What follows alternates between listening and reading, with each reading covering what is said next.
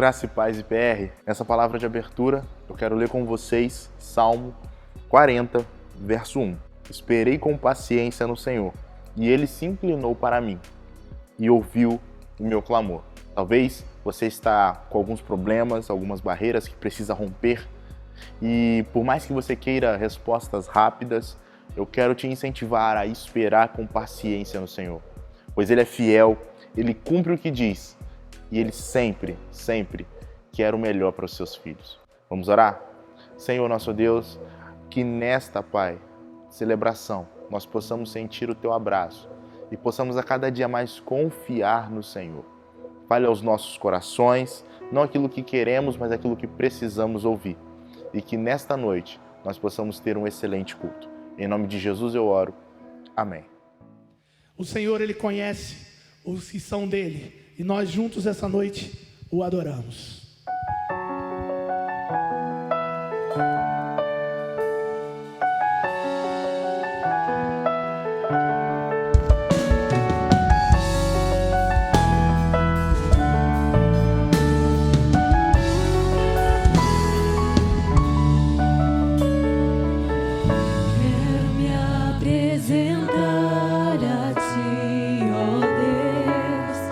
Ofertarei louvor, me entregar, me derramar, os teus planos cumprir. Que possas achar em mim a voz que desejo ouvir, que toca o Espírito, abre os céus, enche o teu coração, ser reconhecido, marcado por transformação, provado pelo fogo, habilitado pela unção. Sabe todos os meus dias, sempre a vida e para a morte eu vou andar com Deus. O Senhor conhece os que são seus, ouve a voz sincera de um adorador, me separou e me marcou no seu altar para servir. O Senhor conhece os que são seus, ouve a voz sincera de um adorador, me separou e me marcou no seu altar para servir.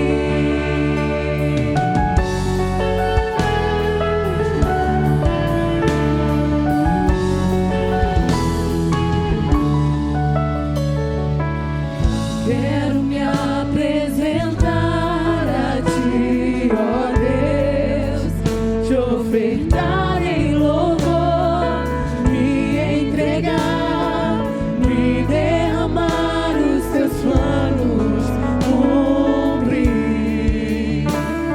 Que possas achar em mim a voz que desejo ouvir, que toca o Espírito, abre os céus e enche o teu coração,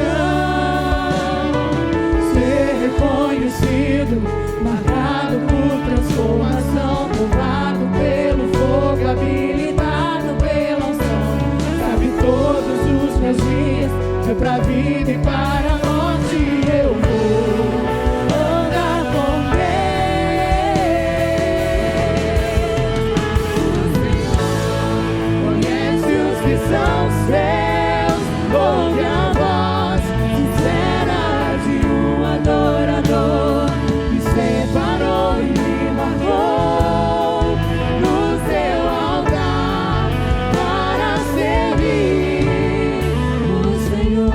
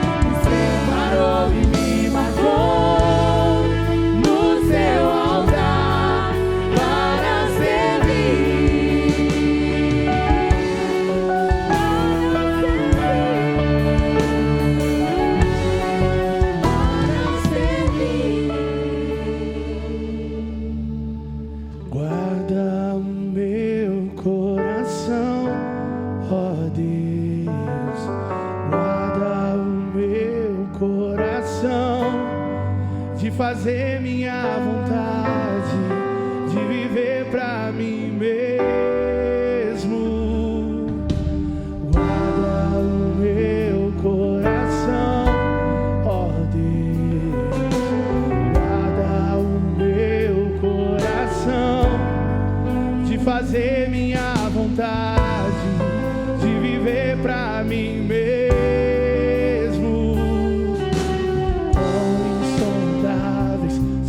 Teus caminhos, inescrutáveis são os teus juízos. Minha vontade já deixei, o teu reino já ganhei. Minha vontade já deixei, o teu reino já ganhei. Os teus sonhos são maiores do que os meus. Teus caminhos bem mais altos do que os meus. Toma minha vida, tudo é teu. Toma minha vida, tudo é teu. Os teus sonhos são maiores do que os meus. Os teus caminhos bem mais altos do que os meus. Toma minha vida, tudo é teu. Toma minha vida, tudo é teu. E nós clamamos, Paizinho, que venha o teu reino, que venha sobre nós o teu querer e a tua vontade, Senhor. É isso que nós clamamos nessa hora. Que venha o teu querer, venha a tua vontade, venha o céu sobre nós, que seja feita sobre as nossas vidas a tua soberana vontade, Paizinho. Venha o teu reino, seja feita tua vontade. Venha o teu reino, seja feita tua vontade. Sobre a minha, sua vida, minha vontade já deixei, o teu reino já ganhei. Minha vontade já deixei, o teu reino já ganhei. Minha vontade já deixei, o teu reino já ganhei. Minha vontade já deixei, o teu reino já ganhei. Os teus sonhos são maiores do que os meus. Os teus caminhos bem mais altos do que os meus. Toma minha vida, tudo é teu. Toma minha vida, tudo é teu. Os teus sonhos são maiores do que os meus. Os teus caminhos bem mais altos do que os meus. Toma minha vida, tudo é teu.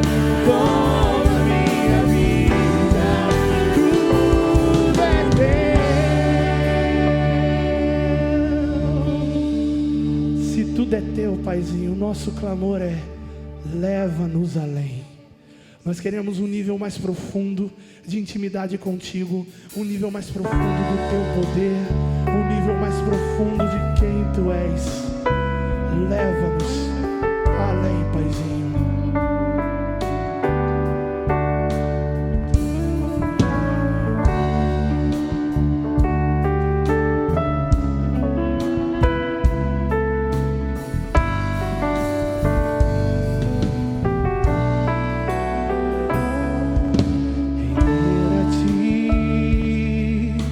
Adoração e derramar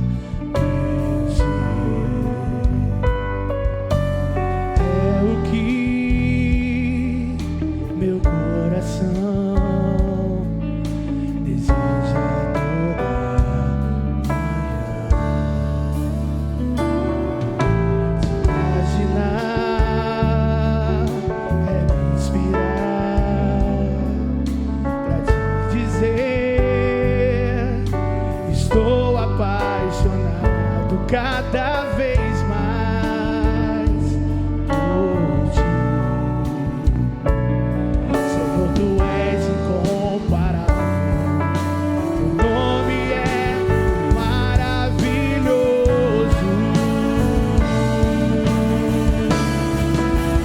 Leva-me além,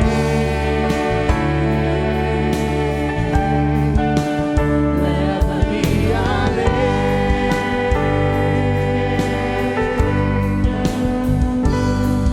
a um nível mais profundo de intimidade contigo, ó Senhor.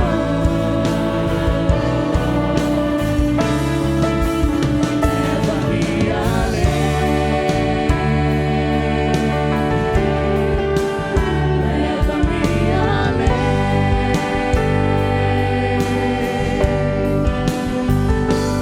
Que a minha vida flua mais da tua unção, mais do teu poder.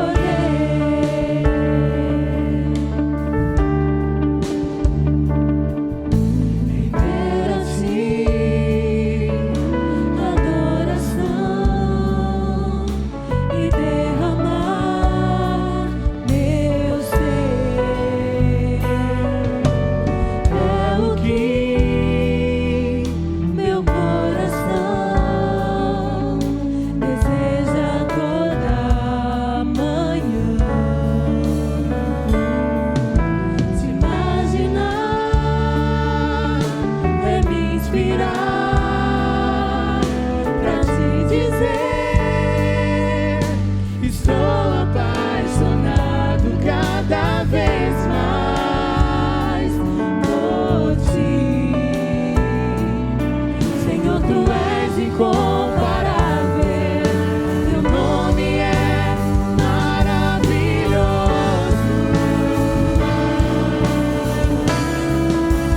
Leva-me além, leva-me além,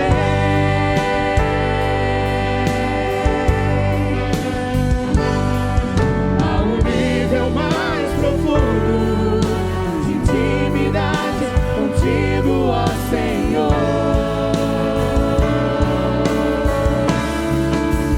Leva-me além, leva-me além.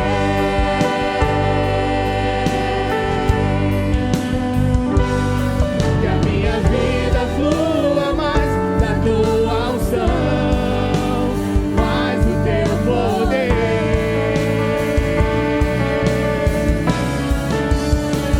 Leva-me além, leva-me além,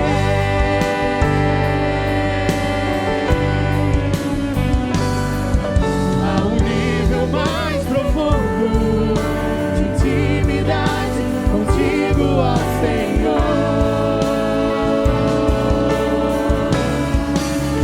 Leva-me além,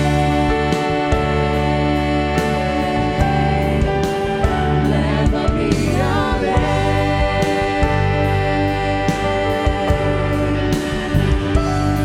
Que a minha vida flua mais da tua unção, mais do teu poder,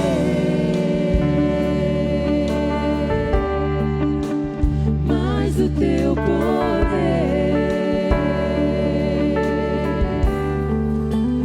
mais do teu poder.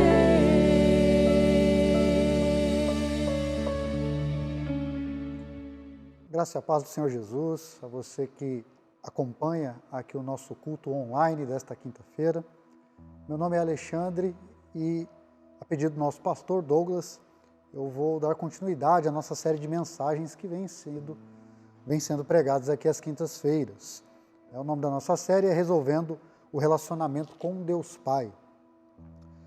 O tema de hoje é Vença os seus pecados escravizadores. Eu quero convidar você que me ouve aí pelo YouTube, se puder, se tiver próximo aí a uma Bíblia, seja no celular ou escrita, Acompanhe comigo o texto do Evangelho segundo João, capítulo de número 8, verso 31.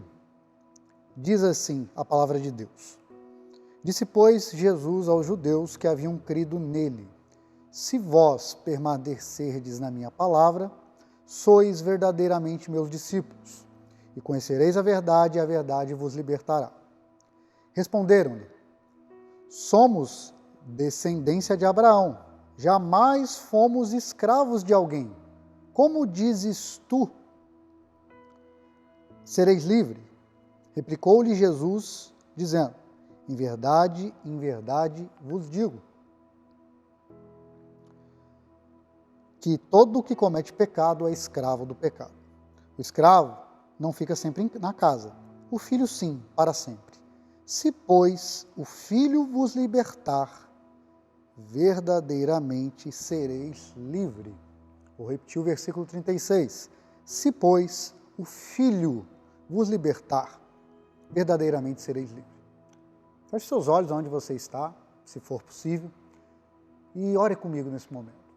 Senhor meu Deus e meu Pai, em nome de Jesus Cristo, nosso Senhor, agradecemos pela liberdade que temos, ó Pai, seja presencialmente, seja online, como aqui estamos, de falar da Tua palavra, de meditar sobre ela, Deus.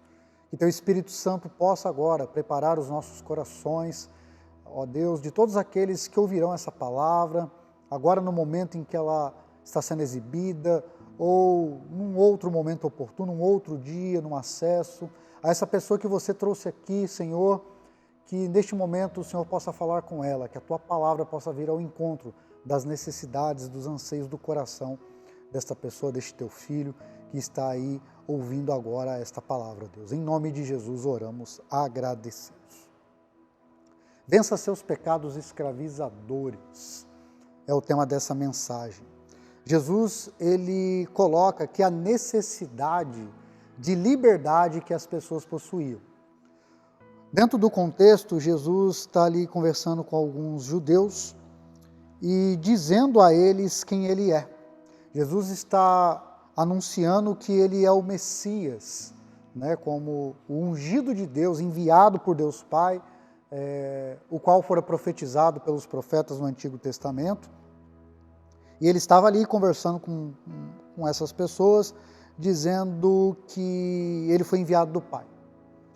E no versículo 31, como nós lemos aqui, diz que depois de que os judeus que haviam crido nele, ou seja, muitos daqueles homens ali, religiosos, pessoas comuns, creram nas palavras de Jesus, creram que ele era ungido, que ele era o Messias esperado, que ele era o Filho de Deus. O verso 30 diz a mesma coisa, ditas essas coisas, muitos creram nele, só que Jesus vai agora confrontar essa crença. Jesus vai ali trabalhar para amadurecer a fé daqueles homens que pararam para ouvi-lo e disseram ter crido nele naquilo que ele dizia. E aí Jesus vai confrontar exatamente talvez o que é de mais comum entre os judeus, o povo judeu. A sua religiosidade, a maneira como eles viviam em sua cultura e a sua religião, o judaísmo, permeava toda a forma de se vestir, de comer, de andar, os seus afazeres, tudo girava em torno do sistema religioso. Então Jesus, quando vai confrontar a religião dessas pessoas, não vai confrontar a sua religião, ele vai confrontar um estado de vida, um estado cultural, uma forma de ser, pensar e agir, uma visão de mundo pela qual essas pessoas norteavam suas vidas, porque o objetivo de Jesus não era gerar neles apenas uma fé sobre as suas expectativas, porque eles esperavam um libertador, eles esperavam um Messias que restaurasse o trono de Davi, que transformasse Israel, no caso ali a Judéia, mais uma vez, numa potência nacional, alguém que fosse um grande líder político, alguém que elevasse novamente o nome de Israel, o nome do Deus de Israel perante as nações, com poder econômico e político, como foi nos dias de Davi e Salomão, como foi profetizado que o trono de Davi permaneceria para sempre. Então, esse era o tipo de fé, era essa a expectativa que eles tinham sobre Jesus. Só que o que Jesus queria formar no caráter, no coração, na mente dessas pessoas, não era apenas uma expectativa terrena, transitória, uma libertação física. Jesus queria libertar a alma dessas pessoas. Jesus veio trazer ali àqueles homens a maior necessidade que eles possuíam, que era o quê? Ter a sua alma liberta. Serem livres do poder escravizador do pecado, da maldição do pecado que foi lançada ao mundo por causa do pecado do primeiro homem, lá de Adão. Como vai dizer Paulo, lá na carta aos Romanos, que assim como o pecado entrou no mundo por um só homem, a morte também entrou e todos pecaram e todos morreram. Então, esse era o objetivo de Jesus. Era essa esperança, essa fé que Jesus queria forjar naqueles corações. Demonstrar a eles que, mais do que uma necessidade física de ter um grande líder político, econômico, que melhorasse sua condição social, suas condições de vida, eles precisavam de um remédio para a alma. Eles precisavam de uma libertação para a vida que transcende esse corpo, para a vida eterna. Ou seja, Jesus veio ao encontro da maior necessidade do ser humano e ele expõe, como em todo o Evangelho, ele vai expor aqui essa necessidade, confrontando essa fé, né, essa crença que tiveram ali imediatamente diante dele. E aí Jesus vai exatamente começar a trabalhar aqui as suas palavras com o objetivo de tornar aquelas pessoas verdadeiramente livres. Não livres do jugo do Império Romano, porque a Judéia ali era uma província romana, né? Era dominado pelo Império Romano, pagavam impostos, né? Uma condição que não agradava aos judeus, e Jesus veio ali proclamar libertação, mas uma libertação, como eu já disse aqui, muito maior do que uma libertação econômica ou política. Jesus veio libertar almas, Jesus veio libertar vidas da maldição do pecado, e com esse objetivo que ele vai encaminhar esse diálogo. Bom, mas o que é liberdade? Né? Se a gente parar para pensar, a história do pensamento humano discute muito o que é ser livre. Dentro da filosofia, por exemplo, na Idade Moderna surgiu uma corrente onde as pessoas, né, alguns pensadores diziam que todos são iguais perante uns aos outros, todos devem ter liberdade de opinião, a liberdade é um direito natural ao ser humano. Esses pensadores foram chamados de contratualistas e as suas ideias deram origem aos países, ao sistema político, à cidadania, às repúblicas como nós as conhecemos hoje. Então, liberdade para esses homens é baseado num pressuposto antigo grego de que todos são iguais, de que todos os seres humanos são iguais e todos têm direito à opinião pública.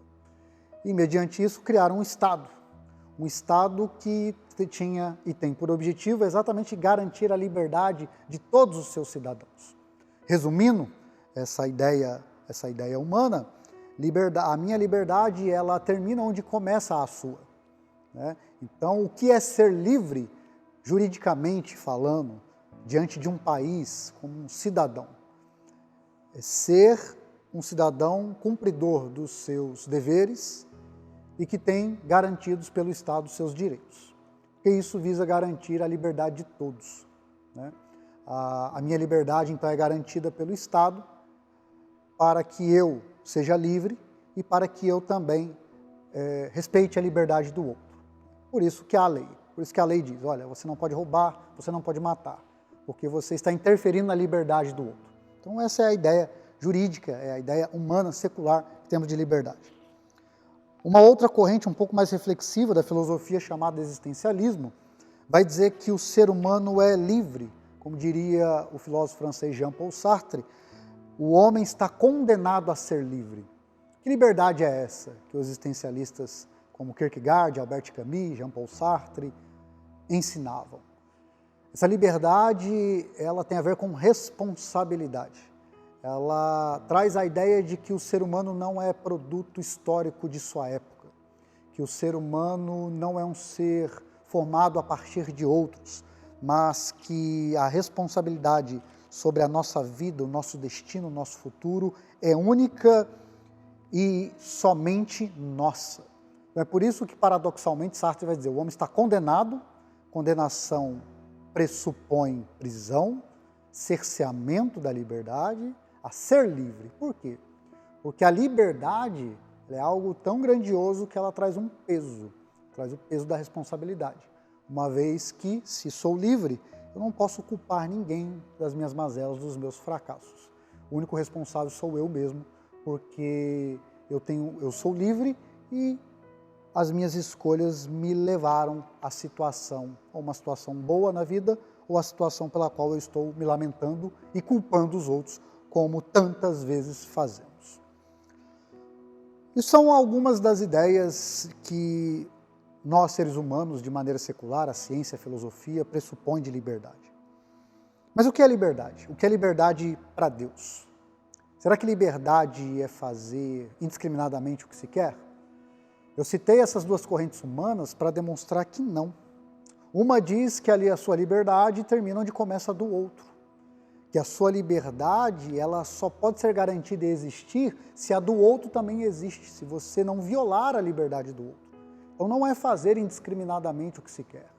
Porque para que eu seja livre, eu preciso que minha liberdade seja protegida, e minha liberdade é protegida quando eu não agrido a liberdade do outro, para que a dele também seja protegida. E o existencialismo vai dizer que a liberdade traz responsabilidade de escolha, porque as consequências dessa escolha, dessa minha tal liberdade, vão recair sobre mim mesmo e sobre a minha vida. Mas esse tipo de liberdade que Jesus está falando aqui, por mais que sejam verdadeiras essas ideias e raciocínios filosóficos, a liberdade que Jesus está propondo aqui ela é muito mais ampla. Jesus está falando de uma liberdade de alma. Jesus está falando de uma liberdade eterna, que nos foi tirada por causa da herança pecaminosa que recebemos. Então, qual é a liberdade que Jesus aqui propõe? E tem aqui um caminho que Jesus descreve para que a gente viva essa liberdade. Esse caminho ele tem 3 pontos. O primeiro ponto que está aqui, esses 3 pontos são no verso 31 e 32, onde Jesus se encaminha aquelas pessoas que tinham crido nele, muito provavelmente apenas uma crença por um libertador físico, político, econômico, não um libertador de suas almas. Mas Jesus vai propor aqui a liberdade das suas almas. E aí Jesus diz assim, olha, o primeiro ponto para que vocês sejam livres, para que vocês entendam a liberdade que eu estou lhes propondo, é permanecer na minha palavra. Se vocês permanecerem naquilo que eu estou instruindo vocês, na minha palavra. A palavra de Deus, diz a Bíblia, que sustenta o mundo. A palavra de Deus, Jesus vai dizer, no mesmo evangelho aqui de João, que ela testifica de Jesus. A palavra de Deus é o próprio Jesus encarnado. João vai dizer aqui no seu evangelho, no capítulo 1, que no princípio era o verbo. A tradução King James diz, no princípio era a palavra, e a palavra estava com Deus, e a palavra era Deus. Então a palavra de Deus, ela é eterna. A palavra de Deus, ela chama à existência coisas que não existem. Conforme Jesus virou para Pedro, logo no início da caminhada que Pedro teve junto com ele, falou, olha, lança tua rede aqui, você não pescou a noite inteira, mas lança. Pedro achava aquilo impossível, mas disse, sobre a tua palavra, Senhor Jesus, eu vou lançar. E lançou e pegou peixes. Peixes se materializaram ali. A necessidade de Pedro, daqueles pescadores, foram supridas pelo poder da palavra de Deus. Então a palavra de Deus, ela tem um poder criador. Ela traz à existência coisas que não existiam. Ela transforma, ela nos sustenta, ela criou o mundo. Diz lá o autor aos Hebreus, no capítulo 11, que diz que pela fé nós entendemos que pela palavra de Deus os mundos foram criados. Essa palavra que Jesus está nos chamando esta noite para permanecer nela. É a palavra de Deus que nos garante liberdade. Não é uma palavra como muitas que ouvimos já, de alguém que nos enganou, de alguém que nos prometeu algo e não cumpriu, que criou em nós expectativas que foram frustradas. A palavra de Deus é velada por Ele.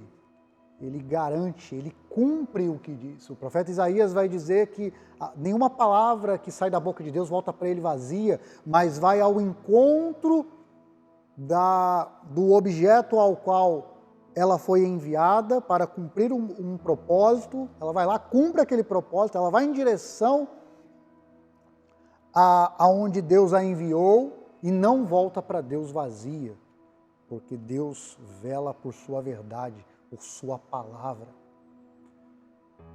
Deus não nos faz promessas para que a gente seja frustrado. As promessas de Deus se cumprirão porque são a palavra dele. Permanecermos na palavra de Deus é o que nos garante a liberdade. Segundo ponto que Jesus coloca é que aquele que permanece então na sua palavra se torna o seu discípulo ou aluno. A palavra discípulo, ela vem do original talmidim. O talmidim era aquele que era formado por um mestre e ele absorvia o mestre, né? Toda a vivência do mestre era aprendida por ele. Esse é o significado da palavra discípulo.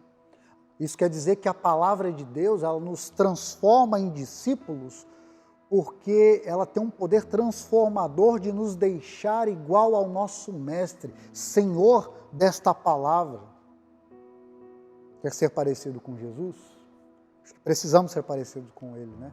Ter a sabedoria dEle, ter a mansidão dEle, né? Ser amoroso como Ele. Isso que é um discípulo, ele se parece com o mestre.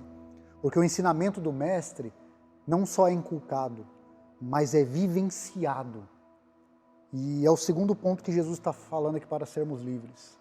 Permanecer na sua palavra, isso vai fazer com que a gente se torne um discípulo, um talmidim, que a gente vivencie aquilo que o nosso mestre vivenciou. Quer vivenciar os sinais, as maravilhas, a vida de Cristo? Permaneça na palavra dele, que você se tornará um discípulo dele e irá viver como ele. E o terceiro ponto é onde Jesus coloca, olha, vocês vão permanecer na minha palavra, vão se tornar o meu discípulo, e em terceiro lugar, vocês conhecerão a verdade. Por permanecer na minha palavra, por viver a vida como eu vivo, vocês vão conhecer a verdade.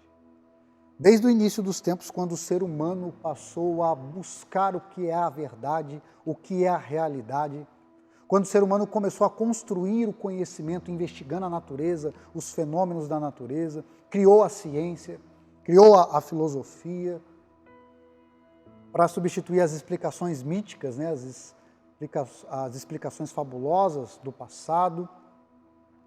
O ser humano tem um objetivo: conhecer a verdade. Ou seja, o que é verdadeiro, o que é que não muda, o que é que eu posso acreditar ali, que aquilo ali vai dar sentido para a minha vida. Desde o início dos tempos, o ser humano busca sentido para a vida. E esse sentido só é dado quando nós confiamos em algo, quando acreditamos que aquilo ali que estamos confiando é verdadeiro, para se tornar nossa âncora, nosso esteio, a nossa base, e seguirmos a nossa vida naquele sentido. Jesus está dizendo aqui que quem permanece na sua palavra e se torna um discípulo dele, alcança sentido para a vida, porque conhece a verdade. E é interessante porque há uma outra pergunta aqui, intrinsecamente necessária. O que é a verdade?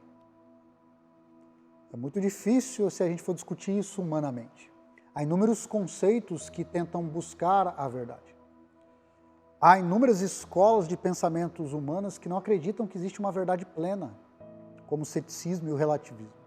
Há outras, como o dogmatismo, que acreditam que sim, mas é muito difícil achar a verdade, uma vez que os nossos sentidos são enganosos, o nosso conhecimento é limitado, sempre está mudando, então a verdade parece sempre estar muito longe de nós. Só que Jesus, ele não veio apenas aqui trazer conceitos sobre o que é a verdade. Nesse mesmo evangelho de João, no capítulo 14, verso 6, Jesus diz: eu sou o caminho, a verdade e a vida.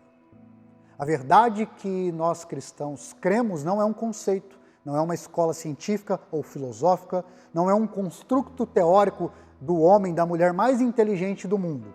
A verdade que nós cremos enquanto cristãos é uma pessoa, e o nome dela é Jesus Cristo. E não é qualquer pessoa, é o Deus que se fez carne, habitou entre nós, nos ensinou o sentido da vida, vivenciou esse sentido, nos amando, se entregando por nós, morreu pelos nossos pecados e ressuscitou ao terceiro dia em vida para nos dar vida também no porvir. É essa a verdade que nós cremos. É este homem chamado Jesus Cristo, nosso dono. Quando a gente fala que Ele é o nosso Senhor, dizemos que Ele é o nosso dono. Ele é o nosso dono por quê? Porque o conhecimento da verdade, então, permanecer na palavra de Deus, tornar um discípulo dele, conhecê-lo, que conhecer a verdade é conhecer Jesus, nos tornará livres. E livres de quê? Do que precisamos ser livres? Onde está, então, a liberdade de Cristo e qual é a diferença dela em detrimento da liberdade humana que eu falei aqui há pouco?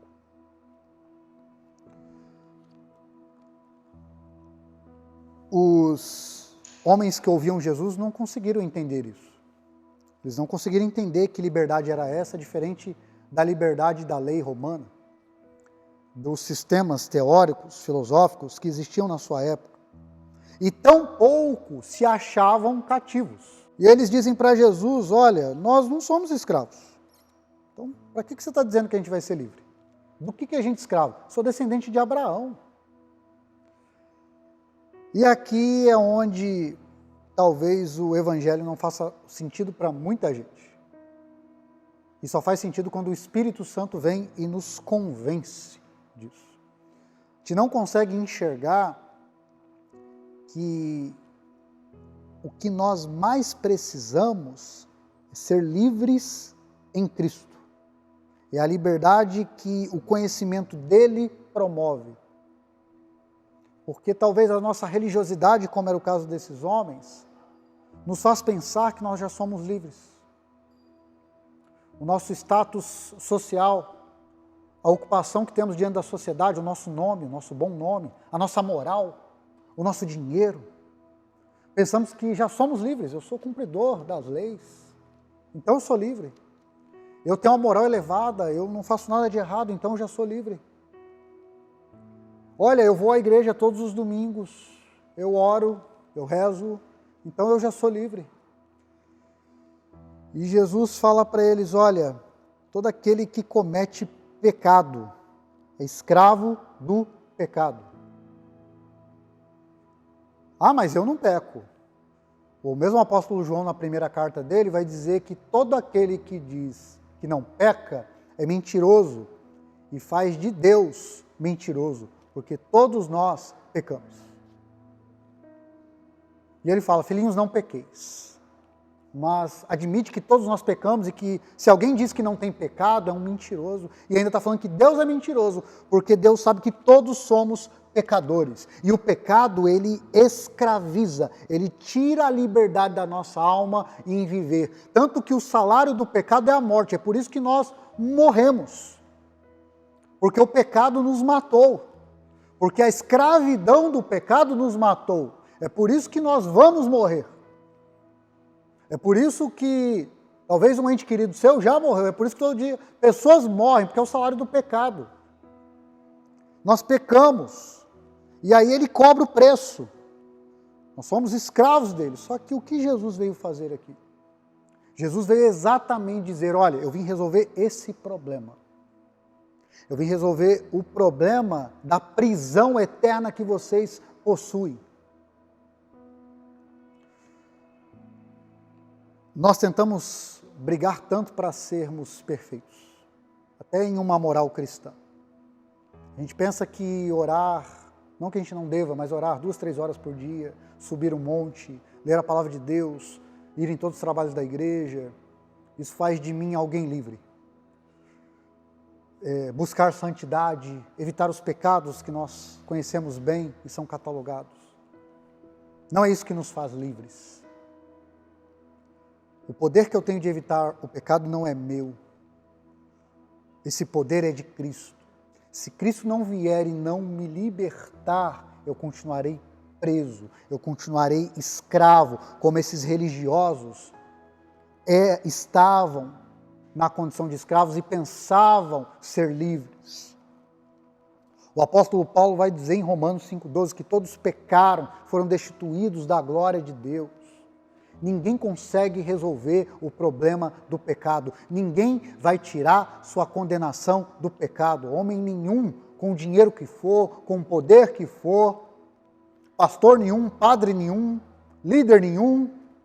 O único que tem o poder para nos libertar dessa escravidão do pecado e de fato nos fazer desfrutar da verdadeira liberdade é a verdade, é Jesus Cristo. Conhecereis a verdade. O que Jesus está querendo dizer? Me conheçam e vocês serão livres. Porque Jesus, ao tomar a maldição do pecado sobre si, ao derramar o seu sangue inocentemente por nós, o seu sangue pagou a dívida que constava contra nós. O seu sangue funciona como uma chave libertadora. Ele quebra as algemas do pecado. Se você que está me ouvindo está lutando contra o pecado, não lute com as suas forças, porque você vai se frustrar. Você não vai ser bem sucedido. Entregue a sua luta a Cristo, porque só Ele tem poder para nos libertar do pecado, para nos fazer livres verdadeiramente. Talvez você possa ser um homem ou uma mulher livre, juridicamente falando, como um cidadão, mas preso por causa da maldição do pecado. Só Jesus pode quebrar essa maldição. Só Jesus pode quebrar esse status, essa marca de escravo que está sobre você. Só Ele, através do seu sangue, pode abrir essa algema e te fazer livre. Olha o que Jesus diz. O escravo não fica sempre na casa. O filho, sim, para sempre. João capítulo 1, verso 12, esse mesmo evangelho. Jesus disse que todos aqueles que creem nele, foi-lhes dado o poder de serem feitos filhos de Deus. Ou seja, como diz também Paulo em Romanos 8, agora nenhuma condenação há para aqueles que estão em Cristo Jesus. Em Cristo Jesus nós somos livres. Em Cristo Jesus nós nos tornamos filhos e deixamos a condição, o título de escravo. O filho, ele senta à mesa com o pai. O escravo servia e não era sempre que estava ali. A gente não é mais escravo. Se você já está em Cristo, assuma isso, entenda isso. Os pecados também que te atormentam aí no dia a dia, isso é uma condição passageira ainda do nosso corpo. Porque você foi feito filho de Deus. Você senta na mesa do Pai agora. Jesus Cristo já me libertou, já te libertou pelo seu sangue. E se, de fato, Jesus, o Filho, unigênito do Pai, que depois se tornou primogênito, como se fosse nosso irmão mais velho, fez a mim e a você livre, você está livre do pecado, meu irmão. Tome posse da sua vitória. Esse pecado não pode te escravizar. Diga para o acusador das nossas almas, esse texto aqui, se pois o Filho vos libertar, verdadeiramente sereis livres. A verdadeira liberdade está naquela que o Filho unigênito de Deus, Jesus Cristo nosso Senhor, promove. Só Ele pode nos fazer livres.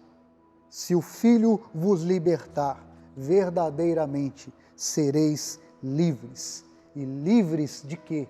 Da maior condenação que a humanidade possuía, que é o pecado, a ofensa que foi feita contra Deus. O próprio Deus, na pessoa de Jesus Cristo, se manifestou para quebrar essa dívida, para pagar essa dívida, para nos libertar da escravidão. Nenhuma condenação há para agora para aqueles que estão em Cristo Jesus. Nenhum pecado mais pode te escravizar, porque você não é mais escravo, você agora é filho de Deus, e o filho está sempre na casa do Pai. Ele habita a casa do Pai, o esconderijo do Altíssimo para sempre, porque o Filho vos libertou. Então, verdadeiramente, você, meu irmão, minha irmã, pode ser livre. Que Deus os abençoe, que esta palavra possa ainda falar muito ao seu coração através da pessoa do Espírito Santo de Deus que habita em mim, que habita em ti. Deus os abençoe em Cristo Jesus.